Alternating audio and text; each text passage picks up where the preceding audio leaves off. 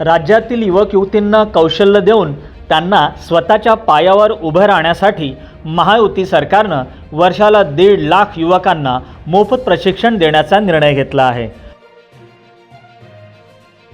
पंतप्रधान नरेंद्र मोदी यांच्या उपस्थितीत याचा शुभारंभ 20 सप्टेंबर रोजी होत आहे।